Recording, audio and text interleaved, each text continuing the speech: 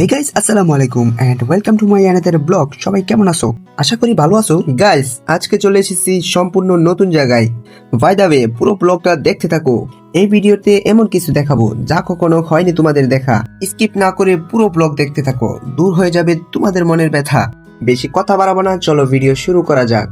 সকাল সকাল বের হয়ে চলে আসলাম ফেরিঘাট। আর এই ফেরিঘাটটা কোনে তোমরা অবশ্যই কমেন্ট বক্সে বলে যাবা। তার আগে তোমরা বলো এই সবজিগুলোর নাম কি। তোমরা আবার এটা বলো না যে এই সবজিগুলোর নাম হীরা। হ্যাঁ, হীরা, কিন্তু সেটা আমিও বলি। কিন্তু কথা হলো যে, আচ্ছা তোমরাই বলো, সম্পূর্ণ তোমাদের উপরে ছেড়ে দিলাম। এখানে কয় গ্রাম কিংবা কয় কিলো হীরা হবে, সঠিক উত্তর যে দিতে পারবে তার জন্য গিফট আছে। বাই দ্য ওয়ে, চলো এখন নতুন জায়গায় চলে যাই। এখন বর্তমানে যাইতেছি ফেরিঘাট। ফেরি আমার সামনেই আছে, কিন্তু ফেরি নাই, ফেরির স্থান আছে। কারণ ফেরি আইতেছে যাইতেছে, আসলে দুইটা ফেরি রানিং চলতেছে। তারপরেও কিন্তু গাড়ি অনেক আটকা পড়ে আছে। আমরা কিন্তু গাড়ি নিয়েই এসেছি। ভাই দাবে, তার আগে এটা দেখো, কুকুরটা কত সুন্দর করে ফুটবলের মতো বসে আছে।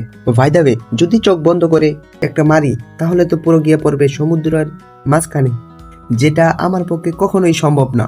ফাইনালি একটা ফেরি চলে এসেছে। কিন্তু দুঃখের বিষয় হলো যে এই ফেরি দিয়ে আমরা এখনো যেতে পারবো না, কারণ আমাদের গাড়ি এখনো প্রায় 20টারও অধিক গাড়ির পিছনে আছে। কিন্তু খুশির বিষয় যেটা, সেটা হলো আমরা দাঁড়িয়ে থেকে ফেরি থেকে আনন্দ উপভোগ করতে পারবো, এবং কি তোমাদেরকে সুন্দর সুন্দর দৃশ্য দেখাতে পারবো কিংবা উপহার দিতে পারবো।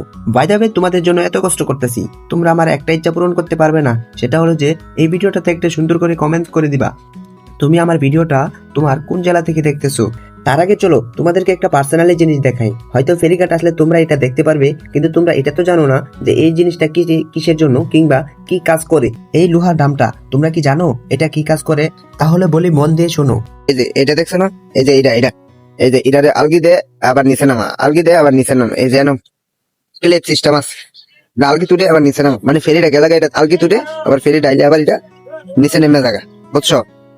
এটা হইছে এটা। বাই দ্য ওয়ে, তোমরা বুঝতে পারছো কিনা তা আমি জানি না। যদি না বুঝে থাকো তাহলে অবশ্যই আমাকে কমেন্ট বক্সে বলবা, আমি তোমাকে সুন্দরভাবে পার্সোনালিটি বুঝিয়ে দেবো। ফেরির জন্য দাঁড়িয়ে থেকে যে মানুষের পার্সোনাল সময় নষ্ট করবে সেটা কিন্তু না। ফেরির পাশাপাশি নৌকাও আছে, যেটা দিয়ে আপনি খুব তাড়াতাড়ি এপার থেকে ওই পার ট্রান্সফার করতে পারবেন। তার আগে তোমরা এই জিনিসটা দেখো। এই মাছগুলো কিন্তু আমার কাছে পার্সোনালিটি ভালো লাগছে, কিন্তু দুঃখের বিষয় হলো যে এখানে তো আমরা মাছ নিতে আসিনি। এই যে তুমি মন দিয়ে দেখো, বড় ভাই যেটা ঘুরাচ্ছে না, এটাই হলো আসল জিনিস। আর সেটা হলো যে ফেরিটা যখন আসে তখন ডামটা নিচে রাখতে হয়, আর ফেরি যখন চলে যায় তখন ডামটা উপরে তুলে দিতে হয়, তাহলেই হয়ে যায়। ফেরি কিন্তু আরো একটা চলে গেছে। এই যে স্ট্যান্ডটা ঘুরতেছে না, দড়িটা কিন্তু হস হচ্ছে, অর্থাৎ ফেরি এসে লেগেছে। বাই দ্য ওয়ে, এখন কিন্তু ফেরি অলওয়েজ ফুল হয়ে গেছে, অর্থাৎ সেজন্য এটাকে ওই যে ডামটা সেটা উপরে হয়ে যাবে, বাস ফেরি আস্তে করেই ছেড়ে দিবে। বাই দ্য ওয়ে, তোমরা দেখে কিন্তু এটাকে সাধারণ কাজ হিসেবে নিও না, কারণ এটা ঘুরানো অতটাও সহজ না। যে ভাই ঘুরাইছে সেই বলতে পারবে ওর ডানা যে ডানা সেটা কিন্তু অলওয়েজ ব্যথা হয়ে গেছে, যা আমি পরে বুঝতে পারলাম। এই যে দেখো, এটা হলো আসল কাজ। এই যে দড়িটা টাইট হয়ে গেছে, ফেরি অলওয়েজ চলে গেছে। কিন্তু দুঃখের বিষয় হলো যে আমরা এখনো যাইতে পারলাম না। কিন্তু মজার বিষয় হলো যে এই যে নৌকাগুলো দেখতে পারতেছো, এগুলা ফেরি গেলে তারপরে ডেকে ডেকে তুলে। ফেরি থাকতে কেই বা নৌকা তুলবে, কারণ 20 টাকা ভাড়া দিয়ে ওই পার যাইতে চাইবে না কেউ।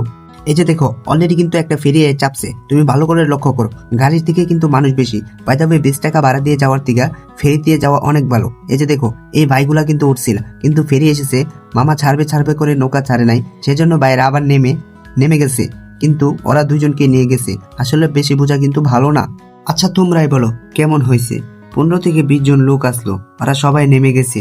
যেটা আমার কাছে পার্সোনালিটি খারাপ লাগছে। আসলে কনফিডেন্স ভালো, কিন্তু ওভার কনফিডেন্স সেটা মোটেও ভালো না। ফাইনালি আমরা কিন্তু ফেরি ক্রস করে গাড়িতে চলে আসলাম। কিন্তু দুঃখের বিষয় হলো যে মামার গাড়িতে দেখার মতো একটা টেপ পেলাম, কিন্তু ট্যাপের মধ্যে কিছুই পেলাম না, কারণ এই ট্যাপ নাকি নেটের মাধ্যমে চলবে, কিন্তু আমাদের ফোনে তো নেট নাই।